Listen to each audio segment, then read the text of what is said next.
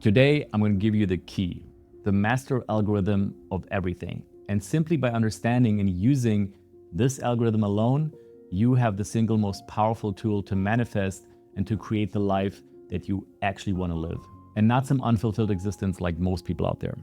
This is the very first step and by far the most important realization that I've ever had. This is the first law of manifestation, the law of belief. And before I tell you what it is, let me ask you a question. Did you ever notice that two people in the exact same situation can have a completely different experience? Think of a plane during takeoff, for example. One passenger is sitting there super excited and looking forward to their vacation, and the person right next to them is literally in cold sweat, having a panic attack because they're terrified of flying. Looking at these two people and their entirely different experience of the exact same situation, it's very clear that there is not one universal experience of reality. Every single person has a completely different experience of life. What one person perceives as pleasant might be unbearable for somebody else. So there is no universal truth that applies to everyone. Your version of reality is created entirely inside of your mind based on your own experience of life. It's entirely based on your beliefs. And that is the key, your beliefs. Are you happy? Are you scared? Are you skeptical? Are you excited? Are you doubtful? Every second of your life, even right now, your beliefs define your reality. It's like a chain reaction because your beliefs turn into your thoughts. And your thoughts, they turn into your actions. And your actions, they create your world, right? So think of the passenger on the plane. Her belief is that planes are scary. Her thought is that the plane might crash, and her action is to panic. And the result is an absolute nightmare of an experience. And it's all just based on her belief that planes are scary. And at the same time, the person next to her is happier than ever, thinking of palm trees and beaches. This is the law of belief. Your beliefs define your reality. And this law applies to absolutely everything. So let me give you an example that I see all the time. And this might actually be happening to you right now. So think about an entrepreneur whose beliefs are based on fear, okay? There's so much competition, people will criticize me, who am I to succeed? And then think of an entrepreneur whose beliefs are based on opportunity. Same environment, same situation, same business, but they're like, competition, oh, that's great. That must mean that I can do it too. Hate comments? Nice. That means I'm getting traction, I'm getting momentum. Now, logically, who do you think is more likely to succeed at the end of the day? Who's not going to give up? Obviously, it's the one with the opportunity mindset, right? The one with all the confidence. And this is how the law of belief works. Your beliefs define who you are, and as a consequence, who you become. All right, so now let me break down exactly how this works and how you can actually use the law of belief to absolutely crush it in business, in life. Because like I mentioned at the very beginning of this video, there's actually an algorithm that you must understand in order to make the law of belief work for you. And guys, I'm by no means the creator of this algorithm at all. Tons of smart people and philosophers have talked about this many times, but because I like simple things, I've simplified this master algorithm so that I can understand and use it every day, and so that you can too. So let me break it down for you. Right now, this is how you create your reality. Every moment, every single second of your life. This is the algorithm that defines everything that happens in your life. It begins, as you now know, with your beliefs. But what does this mean? It means, what do you believe to be true? What are your beliefs about yourself, about your abilities, your weaknesses, and your strength? And what are your beliefs about the external world? Do you see opportunity, abundance, or competition, danger? These are all beliefs that you already have right now. And they're all constantly changing and evolving based on the experiences that you have, okay? Positive experiences and negative experiences. But your beliefs are not just shaped by you, okay? They're also constantly shaped by people we surround ourselves with, like our family, our friends, our colleagues. You know the phrase, you are the average of the 5 people around you. And it's true, the people around you massively shape your beliefs, your values, your goals, your priorities, everything.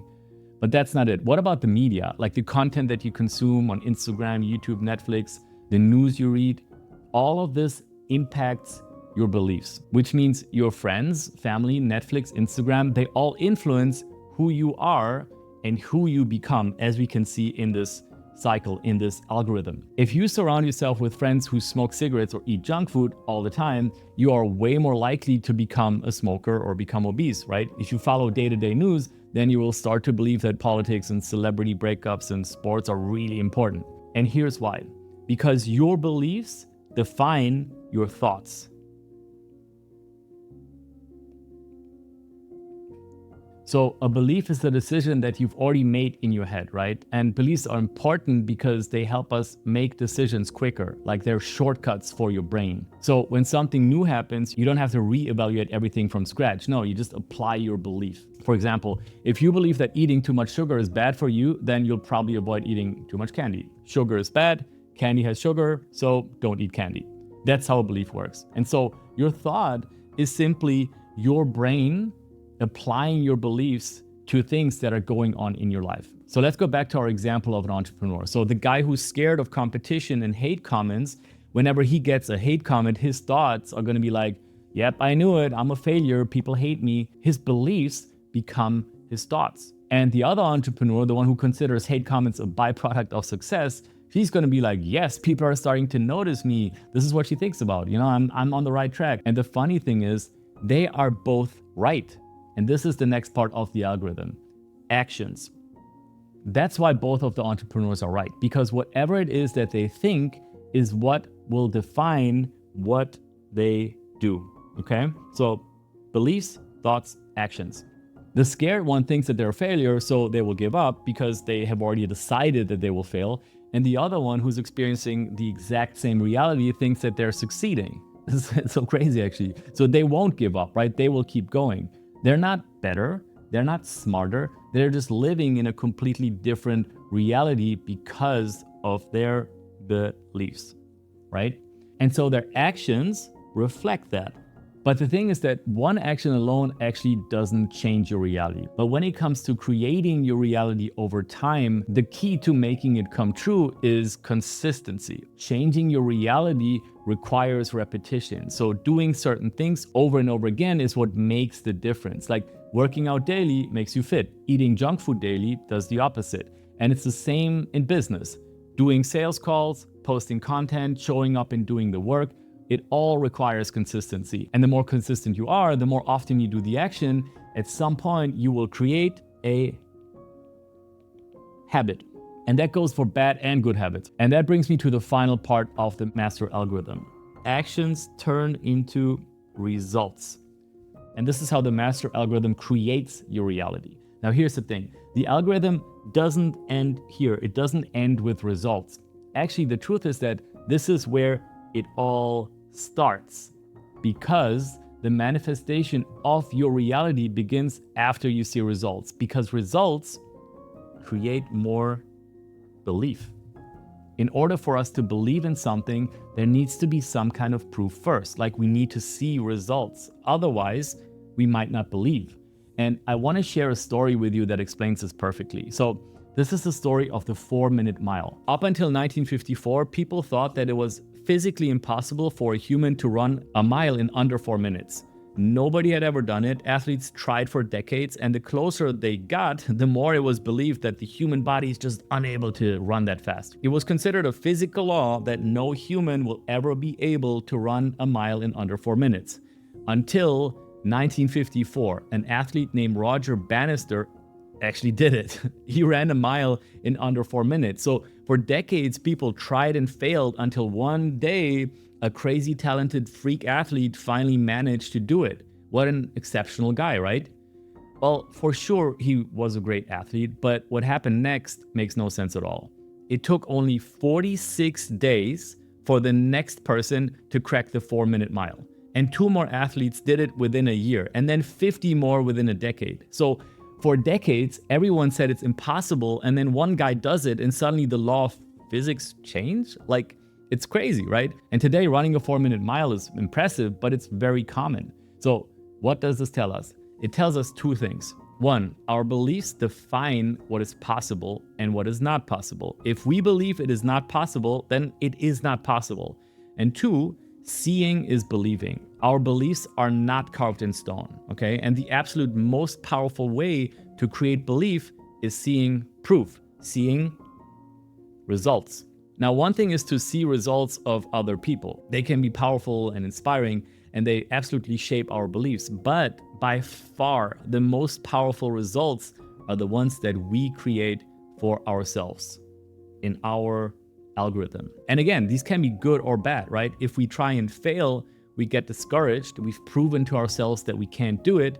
If we try and succeed, we get hyped up. So as you can see, results shape our beliefs like nothing else. They're absolutely critical in manifesting your dream. And because they are so freaking important, we need to pay very close attention to them. We need to pay very close attention to the things that we believe.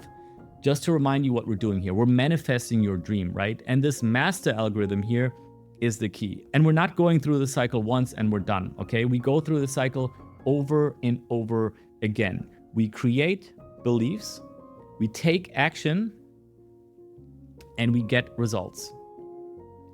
And that's why it's critical, absolutely critical, that you do not skip one thing.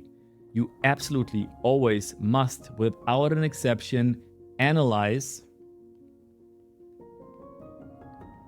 your results. You must analyze the results that you create, good and bad. If you do not process and reflect on the results that you create, good and bad, then you will not accomplish your goal and manifest your dream. Like, people think that success works like this. I set a goal, I make a plan, I execute the plan, I succeed. But that is not how success works at all. You don't win your way to success. You fail your way to success. And every failure is a lesson. And you take that failure and you analyze and you learn and you improve, you adapt your beliefs and you keep going. That is how you succeed. And so the question is never, how smart or talented are you? The question is, how often can you fail without giving up? And once you adapt this mindset, you see every single failure as a valuable lesson and every single result as an opportunity to analyze and to learn and to improve. And let me say one more thing about failing. Everything worth pursuing is hard. It takes repetition and consistency to get great at anything. And that's good, because that means most people are not willing to do it. And it's not because they don't want to, it's because they don't understand the master algorithm. They don't understand that every belief, every thought, every action, every result they experience has meaning. It all plays a role in creating your dream. And now that you've seen how this algorithm works, now that you understand it, you are not ignorant anymore, right? You can observe yourself, you can control your algorithm, you can shape your beliefs, you can observe your thoughts, you can direct your actions, you can create the habits that are needed, and you can analyze your results, your wins, and your failures. And if you do this, all the confusion and the frustration is going to disappear. And instead of feeling stuck and lost, you will actually understand what's going on. You'll see how your failures actually serve a purpose, that each failure makes you better. And then, instead of giving up, you will keep going. And that, my friend, is how you turn your dream into reality. This is hands down the most powerful force of transformation that you own, if you take control. And honestly, most people do not. Most people do not control the algorithm and their beliefs at all. And as a result, they live mediocre lives. They have zero belief in their abilities because they just do not control their algorithm at the belief stage. And so in order for you to create the results that you desire, you absolutely, without a doubt, have to manifest those results through your beliefs. That's where it all begins. Because here's the truth. There is no absolute you. Your character is not carved in stone, and your destiny is not carved in stone either. You have the choice to control your entire reality by controlling your master algorithm. Now you know the master algorithm behind everything, and you understand the first law of manifestation, the law of belief. Your beliefs define your reality. There's a well-known entrepreneur called Sam Ovens who put it beautifully in my eyes. Here's what he said: "It doesn't matter what is true, only what you believe is true, because with work, it will become true." All right, so how do we control our master algorithm and make our dream come true? So first, we need to realize that our beliefs have been imposed on us throughout our entire life. So what we believe is possible, what we believe is important, even who we believe we are, all of our life, we let other people and all sorts of experiences and trauma define our beliefs. And this is killing our dream. You need to turn this around. You need to take control of your beliefs. And that means be aware of the beliefs that do not serve you and get rid of them. And then replace them with beliefs that do serve you. And that also means that you need to be extremely aware of the people you surround yourself with, right? What are their beliefs? Do they believe in opportunity? Do they have goals and values and priorities that align with yours? And if not, how can you make sure that they don't pull you down? And the exact same goes for things that you consume. Like what type of content you expose yourself to. Do you follow the news? Does any of this serve you? If not, get rid of it. You gotta be aware of your own patterns of thinking, like your highs and your lows, and then notice them and not let them, those patterns and those highs and lows, control you. Instead, you need to understand that your thoughts, they're all a result of your own beliefs. And then if you need, work on your beliefs to make sure your thoughts don't distract you from your big goal. Here's how I look at it. You want to use your thoughts to think about finding ways to make your dream come true. You don't want to waste your thoughts on negativity and depression and anxiety. Life is way too short for that, because negative thoughts will turn into non-action or the wrong action. Worry turns into procrastination. Fear turns into panic. What you want is to fuel the right action with your thoughts, because action is the only way to create your results. And simply by understanding and using this algorithm, you have the single most powerful tool to manifest and to create the life that you actually want to live. Are you ready to create that life? Let's go.